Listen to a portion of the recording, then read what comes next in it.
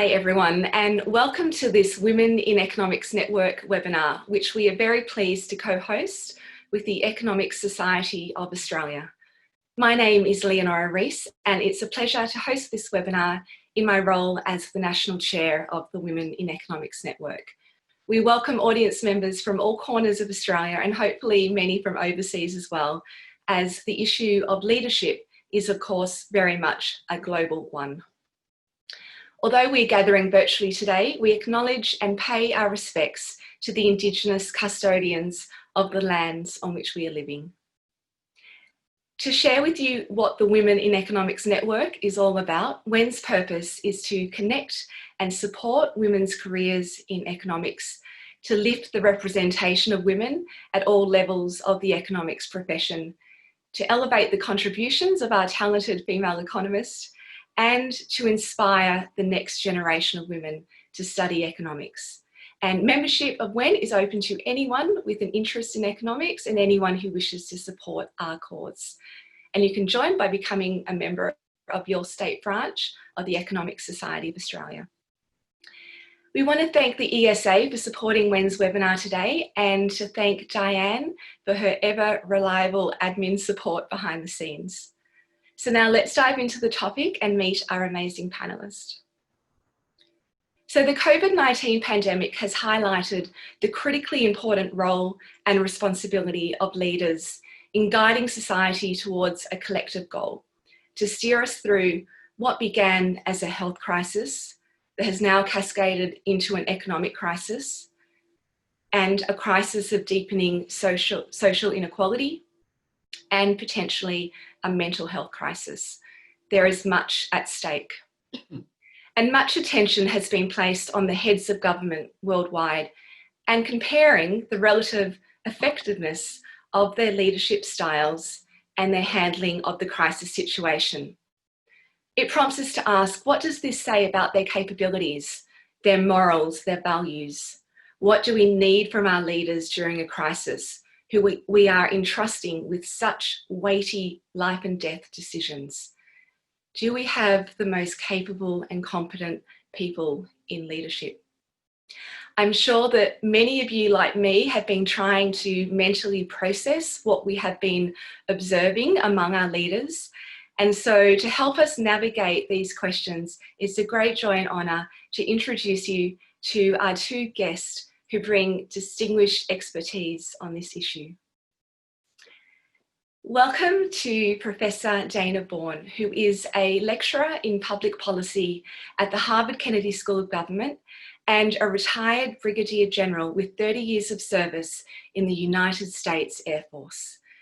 Dana teaches authentic leadership at the Australian New Zealand School of Government and has been recently appointed as a Distinguished Fellow on Moral Leadership at the Howe Institute of Society. Dana also currently serves as the Harvard Kennedy School's Faculty Chair for the Senior Executive Fellows Program and as Faculty Advisor for the Black Family Graduate Fellowship. During her service with the US Air Force Academy, Dana served as the Dean of the Faculty, the first woman to hold that position, and as the head of the Behavioural Sciences and Leadership Department. A graduate with distinction of the US Air Force Academy, Dana holds academic qualifications in behavioural sciences, experimental psychology, and a doctorate in industrial and organisational psychology. And she is an alumni of the University of Melbourne, holding a master's in research psychology.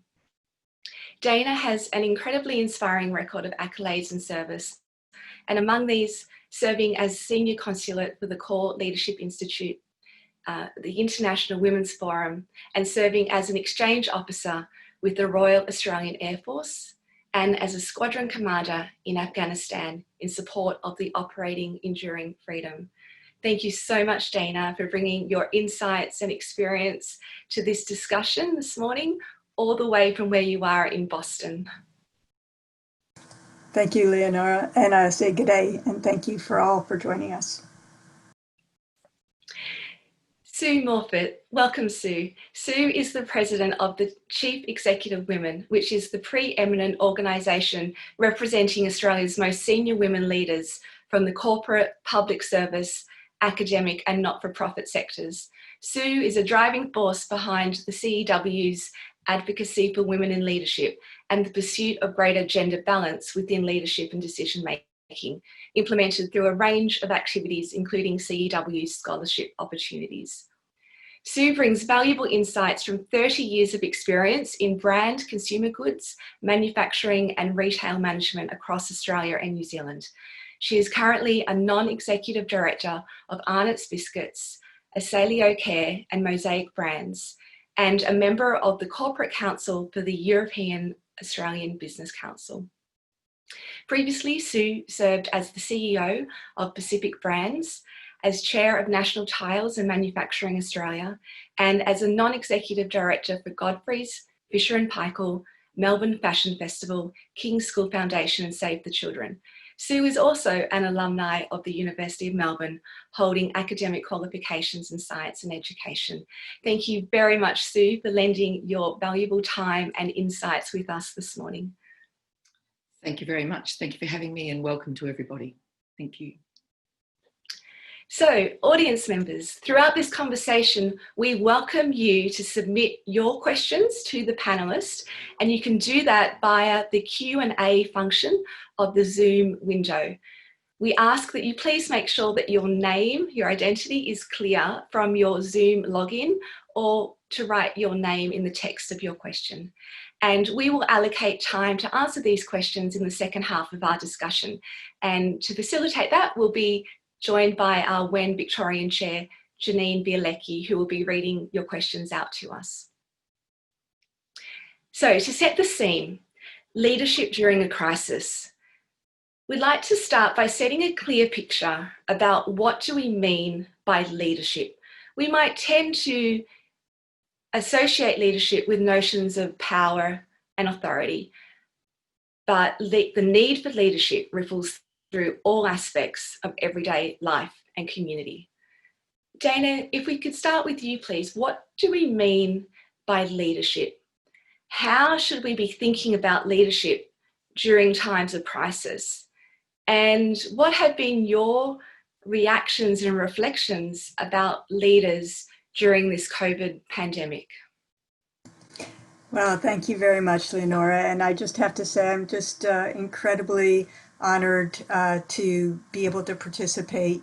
You are a rock star at the Harvard Kennedy School, not only with your work at RMIT, but as a fellow of our Women in Public Policy Center, and having participated in a program that I did on authentic leadership. It's just an honor to be back in this dialogue and journey with you, and also with Sue. And I just have to say, for all of you who are attending and participating in this conversation, this really important, and I would say morally urgent conversation on crisis leadership, particularly as it is women in leadership.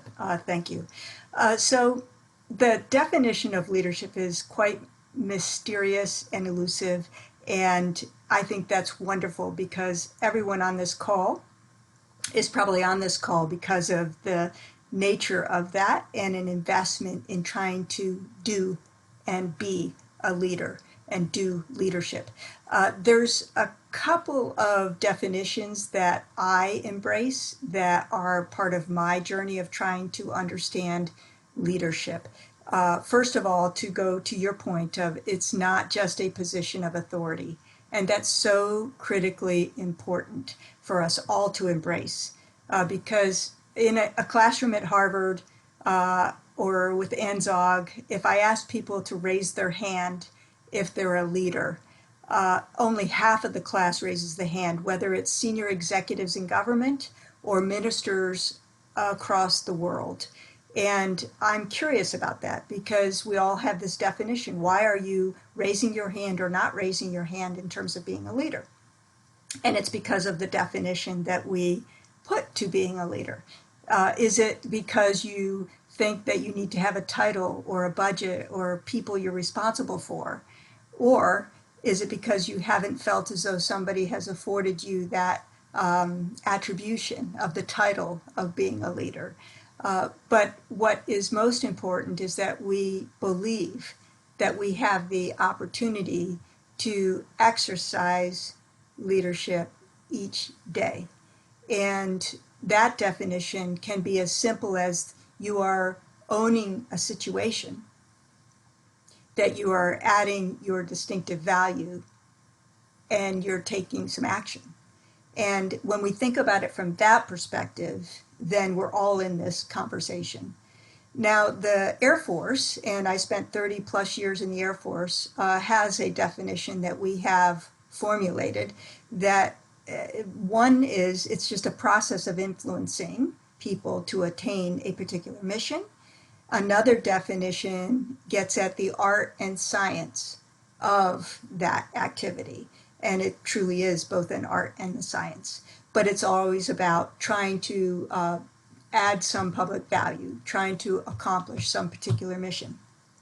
Now, we'll add to that a definition, which is how do you define being a leader of character, which is leadership, exercising leadership for good.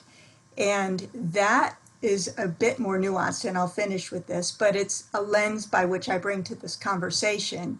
And that is both one that is at the individual level in terms of understanding who you are and why you are, and your own, like, managing yourself and understanding yourself, part of what Peter Drucker talks about. But it's also about others, and it's about how we invest in developing others and lifting others up. That's an important aspect. And then finally, it's about accomplishing some shared mission that we share together, and accomplishing that as a team or an organization or a society. So I will finish with answering the question. Right now, I would say that the heat is turned up and there's a burning platform because we have crises with an ES at the end, as you pointed out. And the mental health crises is clear. It's also in the US, and probably I think most people would understand, is the political polarization.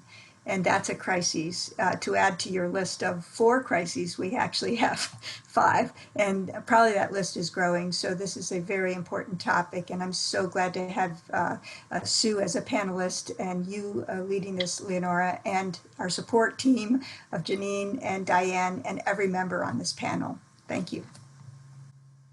Thank you, Dana. I think that sets us up really nicely to navigate this conversation with a framework of thinking more deeply about moral leadership and the values that inform all of these decision-making processes by leaders as well. Sue, much of the focus has been on our political leaders and government, but we also need to think about what has been happening in the corporate sector. So what are your reflections on what has been happening more broadly in Australia and the world? Because we know that this is a situation where some managers have needed to make some very tough decisions lately in light of the economic downturn and pressures. Thanks, Leonora, and thank you, Dana. You're a hard act to follow, I might add. A most impressive resume. But nevertheless, here in Australia, where I do my ordinary job, I'd like to say that our leadership challenges are profound, because we have a community that has never lived through a crisis like this one, where our whole life and our whole personal way of doing things has to be modified. And the reason that we're doing that is because we need to trust our leaders that this is the solution. And we need to trust the leaders both politically, we need to trust our leaders professionally, that what they're walking us through and leading us through, this crisis that none of us have experienced in our lifetimes, the pathway will take us out the other end, where we can all see the light at the end of the tunnel. So if I have a look at what we're doing here and what we're asking of our leaders, we're asking them in the first instance to be calm and have a clear understanding of what it is that we need to work our way through, to paint the picture for us on the difficulty, the realities, and that's vital. The difficulties that we're going to be facing, the circumstances under which we're facing those difficulties, and then what they believe, and therefore to convince us on is the solution and the path forward, and the steps that we all need to take. It's difficult for many because many leaders have not experienced this. So if I was putting my definition down of leadership, it's across many levels.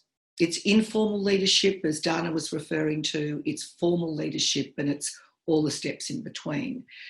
It's leadership like, my favourite form of leadership is servant leadership, where you need to understand what your team needs to achieve and then enabling them to be able to achieve.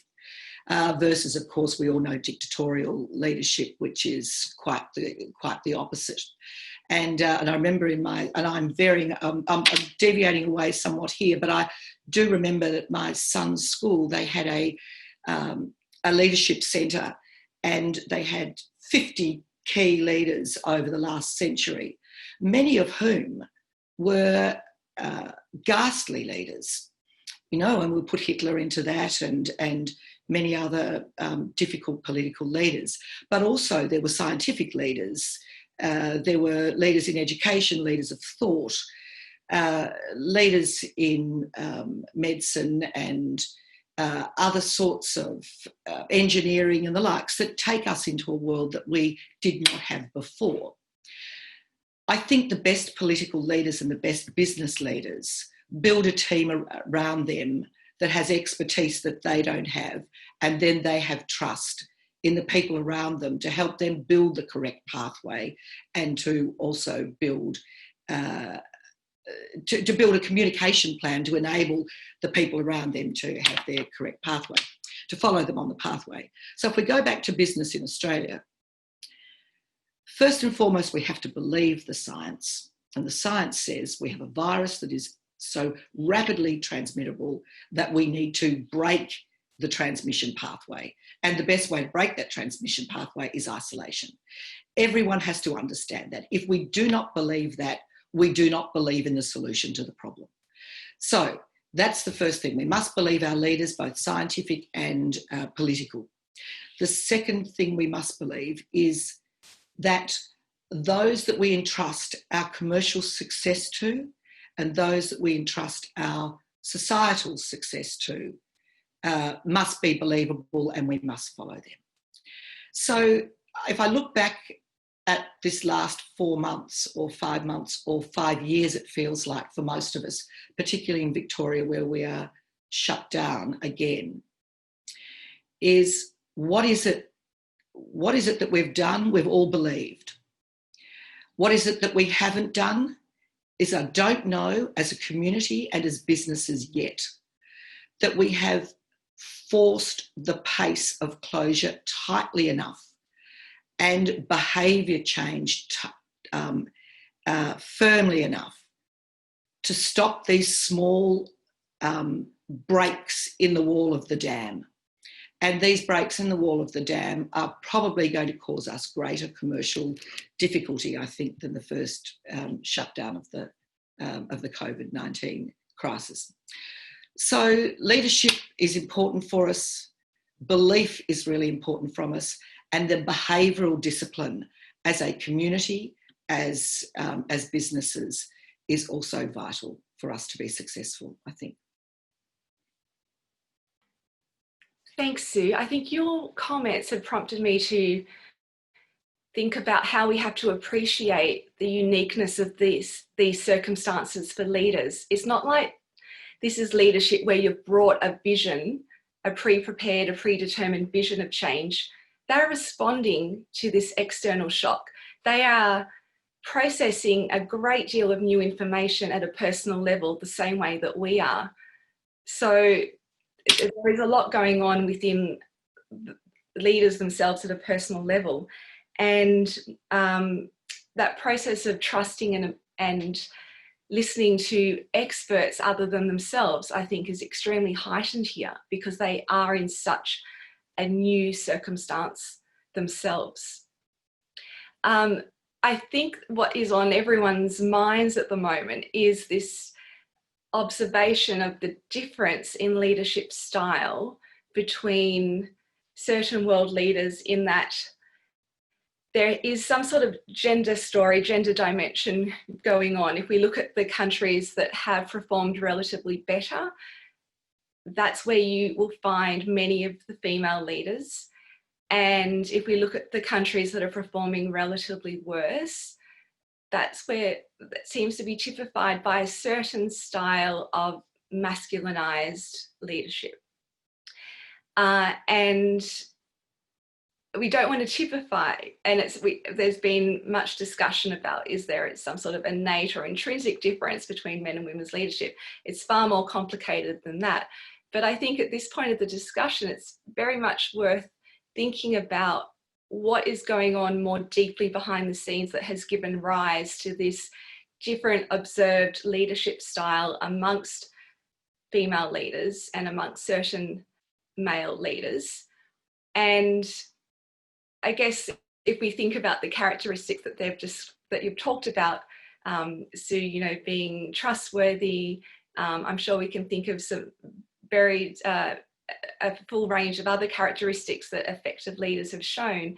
I think if we were thinking about what does this say about that person's purpose for leadership, their values and their morals. Dana, would you like to comment on what might we detect from what is the gender dimension going on here? Well, it's a wonderful link to put these together. I think you're referring to what many of us have read in terms of the Forbes article that was quite interesting, showing the pictures of countries that are dealing with the COVID-19 crisis and pandemic effectively, and aligning that with female leaders. And it does link incredibly tightly with what Sue just talked about in terms of and moral leadership, in terms of people trusting, leaders trusting. We want to trust people with the truth, and we want to trust. And there's several qualities that the Forbes article brings out. It came out in April, but it was about women leaders were more truthful, seen as, I'm going to use the term soft power that aligns with Joe Nye at the Harvard Kennedy School, but it's also been aligned with these leaders in terms of soft power, such as empathy, trusting people with the truth. And, there's also a technical innovation component that is aligned with these women leaders, as well as their love. And that's not a term that a lot of people, is soft power, but if you read, Arthur Brooks just had an article in The Atlantic about fear, and during these times of pandemics, and how the real key factor here that deals with this crisis in leaders especially, but in all of us, is love, and how we manage fear with love. And so these soft power issues are critically important during crises leadership, especially now, and also align very naturally with women leaders, as the article points out. I would say that it also overlaps with the moral leadership, and three really compelling issues. One is the whole notion of creating hope, and hope in facts, trust, truth, and not just optimism. And I'm not going to get political here. So many years as a military officer, it's really just about creating hope that's genuine with the facts to back that up, and evidence. The other is a sense of purpose, and creating an alignment to what our why is, and aligning to that why together, which comes with a humility, right? That we don't always have the answer. And quite frankly, we need to create the conditions to have the strength of people to come together to help to put the constellation together, because a star isn't going to have everything. And then finally, it's really the learning, the listening, and learning capability to say, we have 2 ears and 1 mouth. And there's a reason that ratio is that way. And to really find a way to be able to genuinely listen, which is really hard, but so important. So I will just, I'll stay with that, but I appreciate you bringing in the conversation of gender into moral leadership as well as authentic leadership. Yes, there's much to learn from these observations. I've jotted down just a few comments about what we are observing amongst our female leaders. Jacinda Ardern communicated to New Zealanders directly through Facebook videos where she was sitting at home in her comfy clothes, urging New Zealanders to stay home safely inside their bubble. And she was also prepared to change course and move from a suppression to elimination strategy once they received scientific information about how the COVID virus was different to the flu. We've had Norway's Prime Minister, Erna Solberg, hold press conferences with children, explaining what they need to do and saying to them, reassuring them, it's okay to be scared. There is an article written in Time magazine by Taiwan's president, Tsai Ing-wen, and she authored it. And what I noticed, what stood out to me about this article is that she uses the pronoun we the whole way through. What the country did, it's we, not I. And she talks about creating Team Taiwan as a partnership between government and private sector to donate Taiwan's surplus masks to other countries.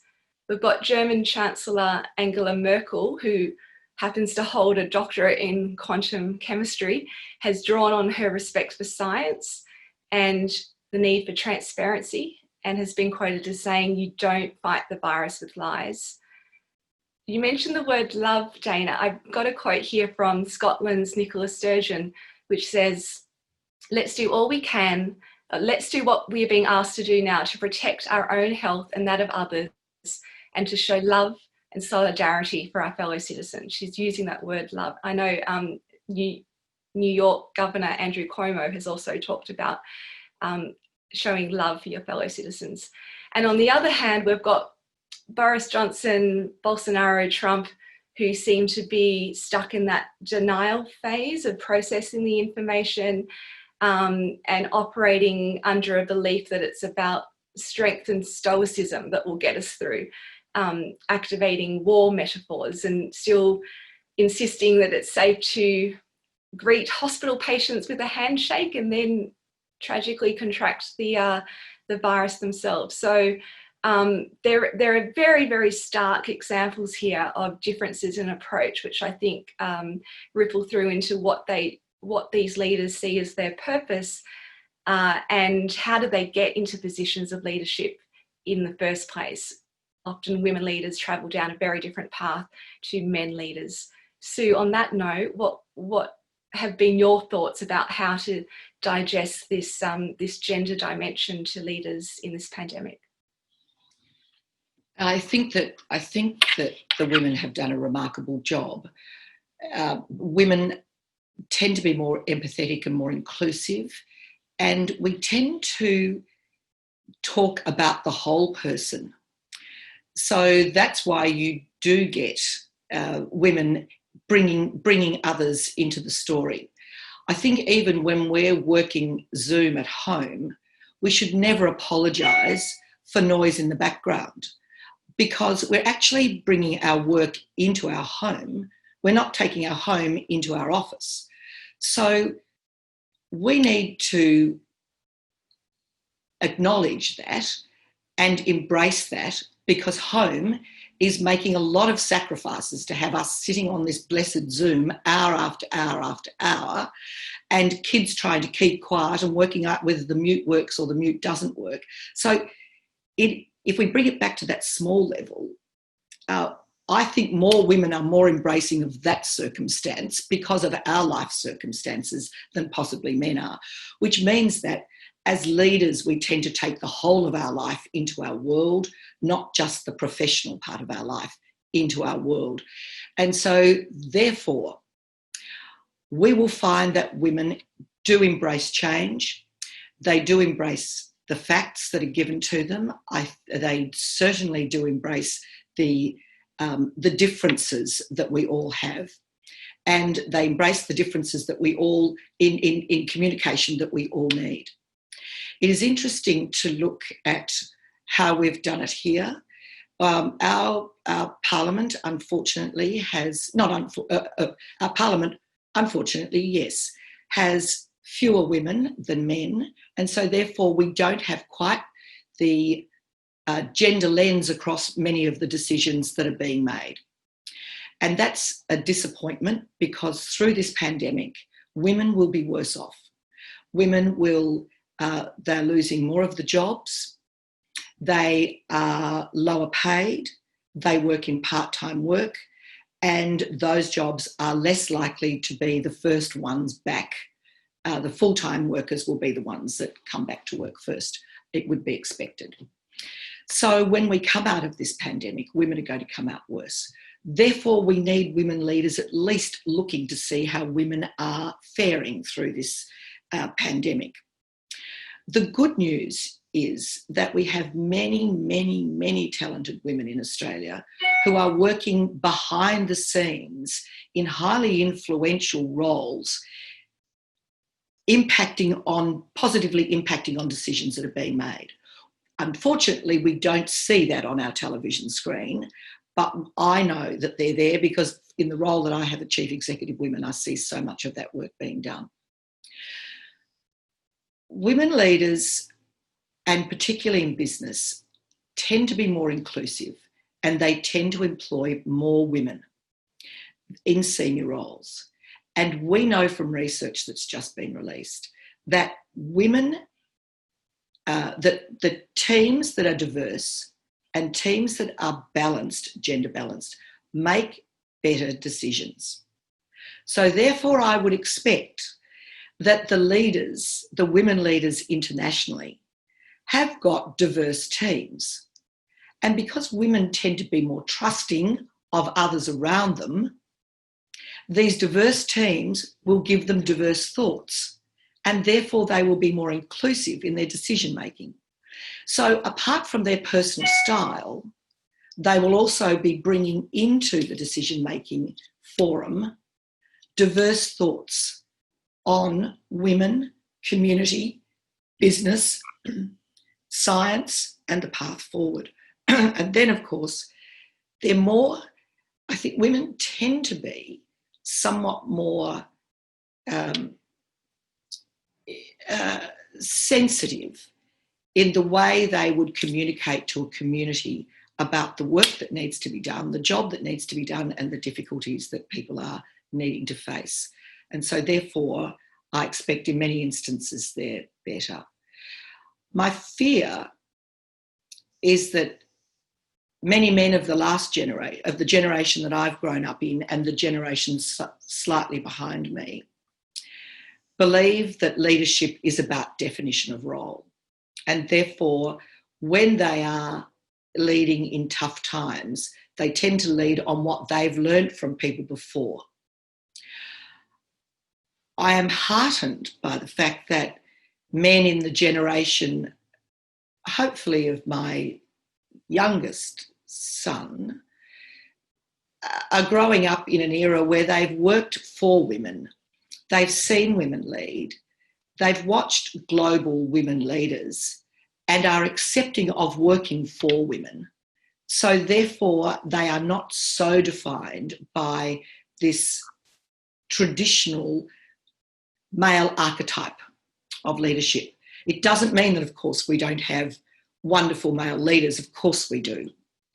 But if we look at the fact that the vast majority of leaders in Australia are male, we are going to have some that are very determined and dogmatic about the way they want things done, and it's not always the best way forward. What I would hope that might emerge from all of this, Sue and Dana, is that the qualities that we are observing amongst this new generation of leaders, if you like, or this new style of leadership, whether or not it's male or female, will be elevated and recognised as more important, and that the public will recognise that when it comes to voting and decision making and internal appointments. we've mentioned a few, the need, the value of humility, which doesn't mean that you're self-deprecating. It means that you accept that you don't have all the answers and are therefore more willing to consult, to listen to the experts, to be inclusive, to be democratic in your decision making, as you've identified there, Sue. And then I think that is also building the public's trust in that person as a leader, and they can communicate with more empathy and more truth and more transparency because they know they have the trust. I see this coming out, and it could be if we think closely about this, it could be a breakthrough for that style of leadership, given that it's been contrasted to the failings of that old forms and traditional forms of leadership that you've also... Yes, but Leonora, if I may say, you are so right on that, but we also need to know that our leader is prepared to stand and say, well, I accept responsibility for this pathway. I've taken guidance from many. I've listened and I've believed and I've thought and I care. And now I will take responsibility for the outcome because as a leader, you do then need to put into place plans, resources, opportunities for success. So as the leader, you need to then say, all this I take on board, and we've made these decisions collectively or individually, we've made them. Now, how do we put a plan into place so that everybody can walk along this path to success? And I will take responsibility for ensuring that there are the resources there, there is the communication there is the belief there is the behaviour here, so that we all go on the journey together. So they can't abscond from the fact that they have to hold that card. If they're not brave enough to hold that card, they probably should be in the team that advises the leader. So there's a mix here.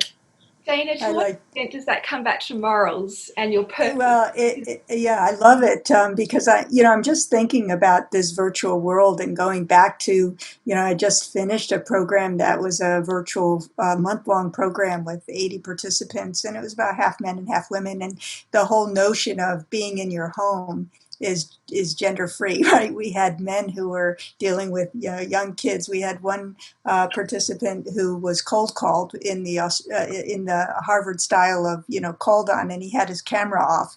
And when he was cold called, he had to turn his camera on, and he had his 3-year-old and 4-year-old running circles around him, and he was apologizing, that he was the care provider that day, and he was a senior executive. So it's a world we're in where we're in our homes. But I think the key thing that we share is that this call for leadership. I mean, moral leadership right now, according to the moral leadership assessment in the U.S. of business, over 80% are calling for moral leaders and want that. Unfortunately, 74% say that they'd do better if their middle managers actually displayed that behavior. And right now, only 46%, well, actually, I should say 46% say they'd take a pay cut in the U.S. to work for somebody who displayed moral leadership. And part of moral leadership is this humility, treating people as if they're people, and connecting. I think that's what Sue was getting at, is being collaborative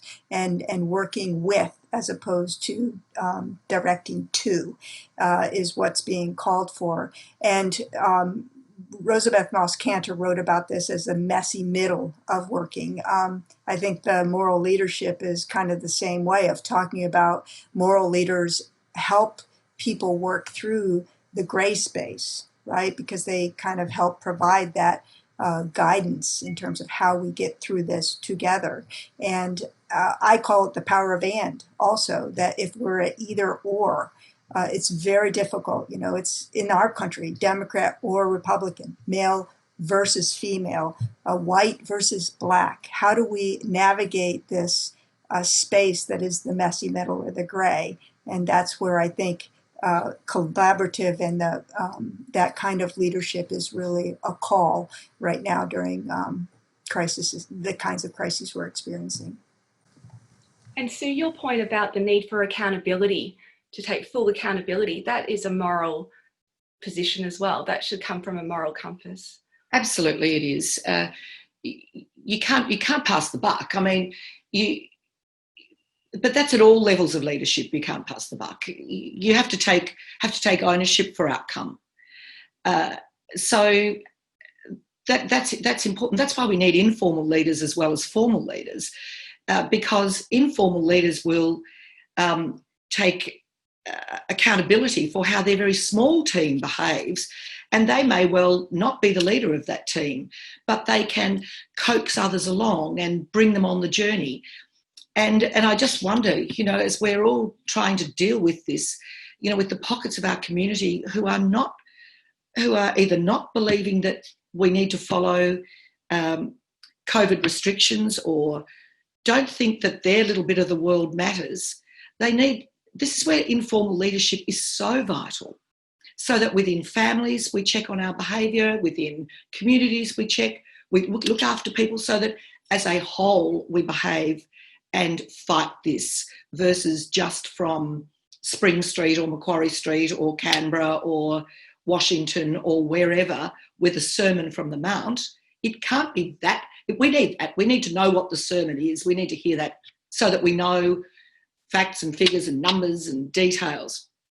That goes. We don't mind a bit of that. But it's the underneath. It's all the work that we do and all the layers of leadership that will come out and will help us in the success to this. Again, that's such a critical point. Absolutely.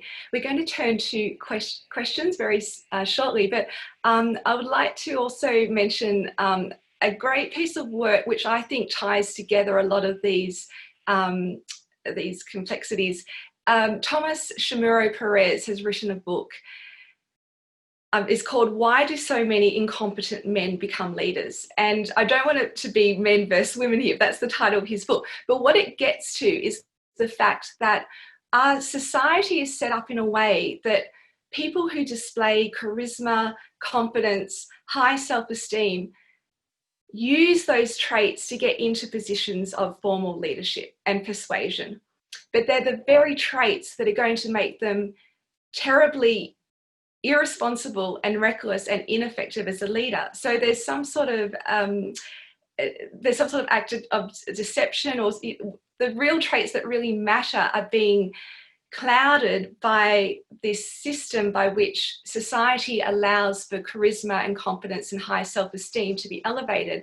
And I would say there's a gender dimension to that too, in that men are rewarded for that. Women have to work exceptionally hard and really show that they've got the qualifications, they've done the hard work to get into positions of leadership. So if you look at all that research behind that scenario, what it tells us is that it's more likely for incompetent people, and particularly incompetent men, to get up into those positions of leadership. And society really needs to tune into what is the criteria that makes for a good leader, and how leadership, as you say, Sue, is not just about relying on these people at the top, because they might not necessarily be the best or the most competent for that role. And we really need to empower others to use their leadership capability for good. I think that, look, we've done a lot of research at Chief Executive Women to try and understand why it is that we have, 12 CEOs in the top 200 companies in Australia that are women, and that 60% of all companies in the top 200 do not have a woman in a line role, and these are the roles that lead on to being the CEO. So it goes right back. Women leave university or leave school with exactly the same leadership and professional aspirations that men do. But it's an in-ground belief that the style of leadership that has gone before is the best style of leadership. So therefore, our men are taught that style, that style is rewarded. There's all sorts of things that stop a woman getting through to being a leader, let alone the childcare years, the years where we don't provide childcare and all that stuff that goes on. until we as a community and as organisations stop and say, what are the traits we want in our leaders? Until we do that, we will always have what we've always had. We must stop and say, when we're employing leaders, what are we looking for? Male or female, take their faces away. What are the traits we want? Once we identify those, then who has those traits? Never mind about their experience. They can learn on the job. Fast learners, great leaders will be the business leaders of tomorrow. And we need to understand what that those leadership qualities are, whether it's calm, whether it's resilience, whether it's determination, whether it's inclusiveness, whether it's empathy. What is it? And then employ against those qualities and then bring all the other aspects with them. Gender, ethnicity, experience, or whatever. We won't do it by just waiting for it to happen. Yeah. And be open to broad examples of how empathy can be displayed, how resilience can be displayed. There's not just a single way to display that. Janine, can we hear some questions from you, please? I know there's an amazing list there of questions. Which ones would you like to put to the panel? Sure, Leonora. So I'll let democracy decide the first question. This question's from Francis Bevan. And Francis has said, Australian journalist Julia Baird has said, it can take a while sometimes to be the woman you want to be. And so she's asked the panelists, what's an important change that you have made or experienced as you have become a leader? Wonderful. Dana, would you like to? It's a great question. And actually, I'm still ruminating back on the other question of debunking, a position of authority from leadership again. But I will give a personal answer to this because it was through a crucible, which is kind of sometimes our most uncomfortable leadership moments that we learn the most, when we can look back on them and say, why was that such a tough time? And what did I learn from that? And how can I move forward? I think one of the key things is that whenever you're trying to exercise leadership, it's incredibly difficult because you're trying to move change. And people are naturally like, change is a loss of some, and you go through the loss phases of denial, of anger and all that. And we tend to, anytime we're trying to create change, we tend to take any of that resistance and or anger or bartering personally. And I think one of the lessons that I learned is that it's not personal, and that one of the things we have to maintain as we're trying to exercise leadership, and again, it's not a position of authority, but actually moral authority to do the right thing and to do that next right thing. And that's hard work, is to stay focused on what you're trying to accomplish and to not take it personally. You feel like you've got the bullseye right on your chest, right? And everybody's after you. And unfortunately, that distracts us from the greater what we're trying to do that is adding public value. What a good way of putting it, Danny, the bullseye on your chest. I've had some fabulously fun spots in leadership, and one of the most exciting things that I've done in leadership was have the opportunity to manage Bonds through its creative stage, from being black, white and skin tone undies to being great colour, great fun. It was that was manna from heaven, that role. Absolutely loved it, and I wasn't the slightest bit creative, but those around me were. But I could jolly well appreciate their cleverness, and together we did some great work. The most difficult form of leadership that I've had was when I was CEO of Pacific Brands, and only stepping very briefly into the job, we hit the global financial crisis, and our company wasn't as well equipped to deal with it as we would have liked. And so we needed to put into place a strategy that we thought we'd do over, say, 5 or 10 years into 5 weeks, and shut factories, halve our workforce, put 2,500 people out of work. It was fairly full on, and it was high media, and because I was a female CEO, I was targeted. There's no doubt about that. I was also targeted because we were the first company to get rid of blue-collar workers, but also there was one other thing, and that is that our brand bonds belong to everybody in Australia, and how could this brand that Australians loved so much be being so ruthless with factories and employees? The reason I bring that up was because it tested my resilience.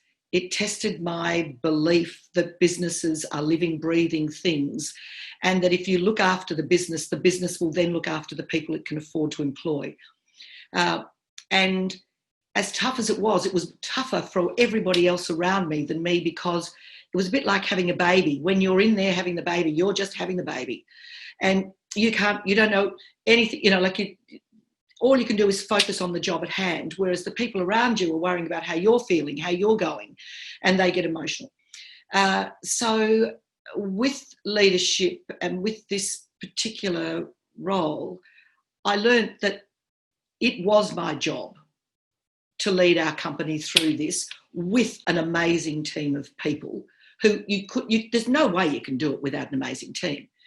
But you just have to take a deep breath and say, I have to be up for this. Do it. And so you do. So I think that all leaders are enriched by those ghastly experiences, but I also think it enables us to understand what it is about us that enabled us to get through that, and therefore, how do we ensure that future leaders either learn from that or have their own set of skills, or their leadership qualities are, flourish. Thanks both for that. I want to change direction a little bit. This question is from Roy Trong, and Roy's asked, I think from the other perspective, so what would be your key message to people who are experiencing living under a dictatorial leadership? So especially in the context of the pandemic, but I guess there are times in our lives where we're not leaders, but we're experiencing the leadership of another. So for those, who are experiencing that, do you have any insights to share? Dana. The first thing that comes to mind, and I love, Sue, your examples, and I unfortunately I would dominate if I shared all my stories, but I keep thinking, the wisdom of don't let others have you be someone you're not.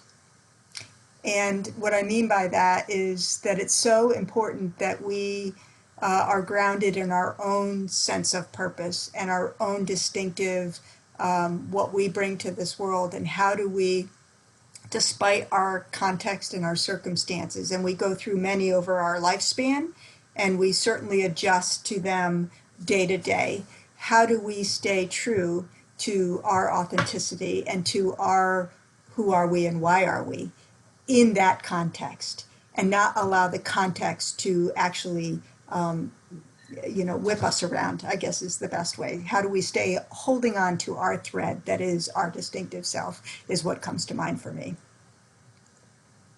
Yeah. I think Sue's tactic is giving me a chance to answer the question, and then she's like gives this most beautiful thought through, get a little bit of time. I love this. But I do think, though, that gets us back to where I think women do have a somewhat advantage, is that because we've grown up, particularly women at my age, where we've grown up where most of the women that we've seen as leaders are leaders in a more domestic environment.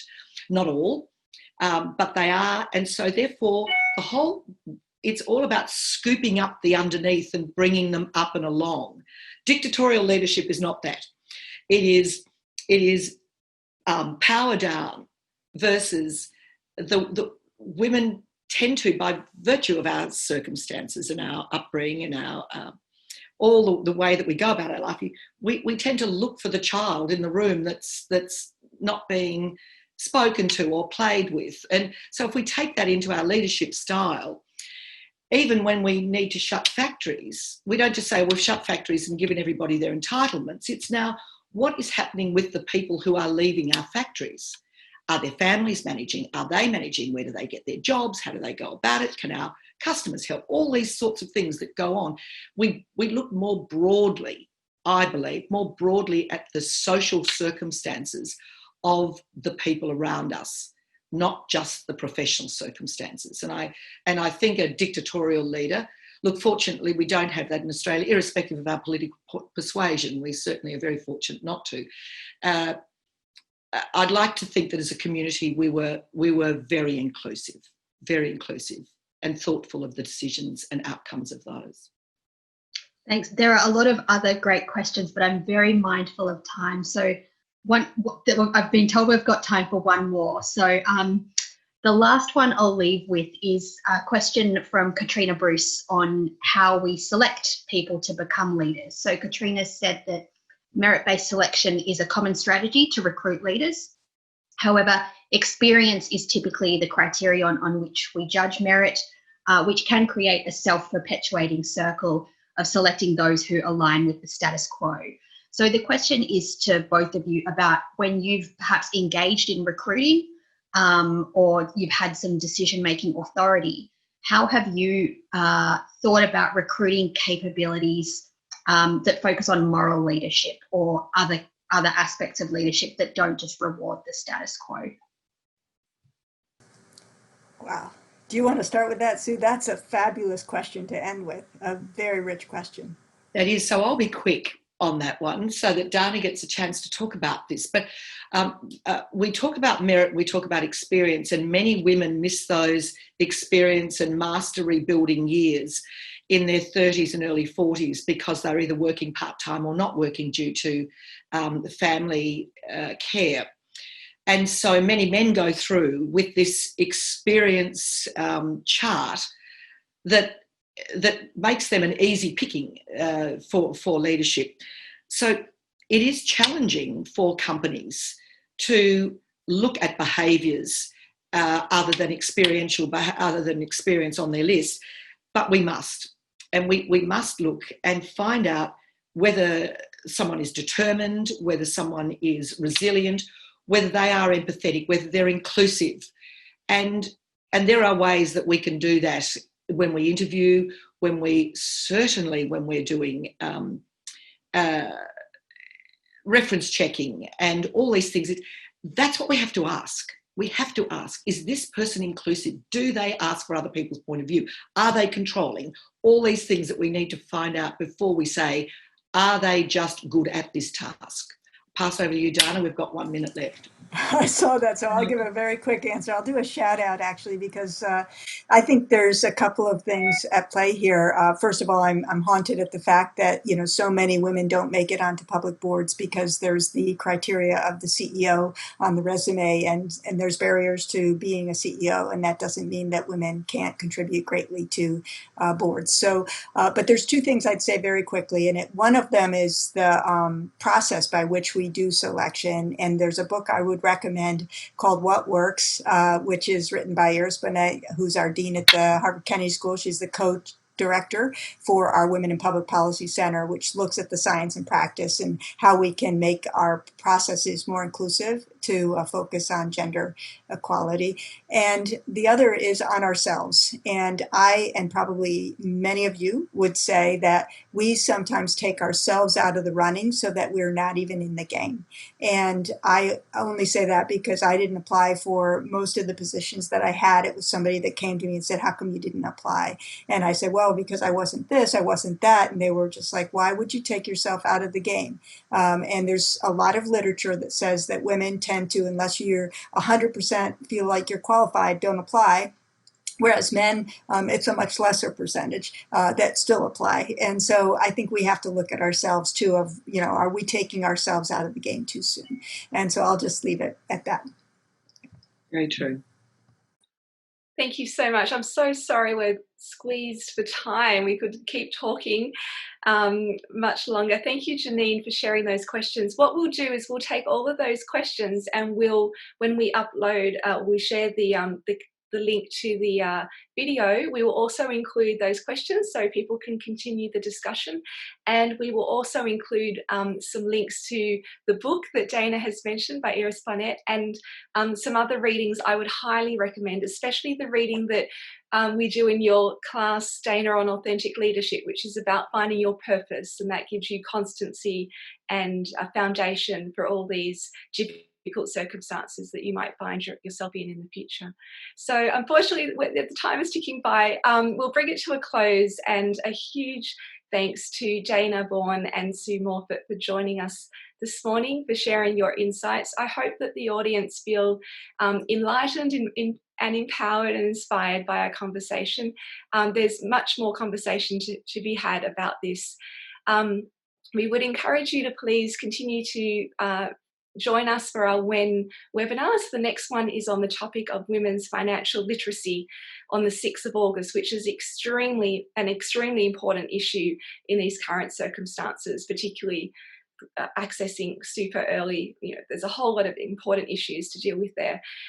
We thank you for following WEN on our social media, and thank you. Stay safe, stay healthy, and please stay connected to us. Thank you, everyone.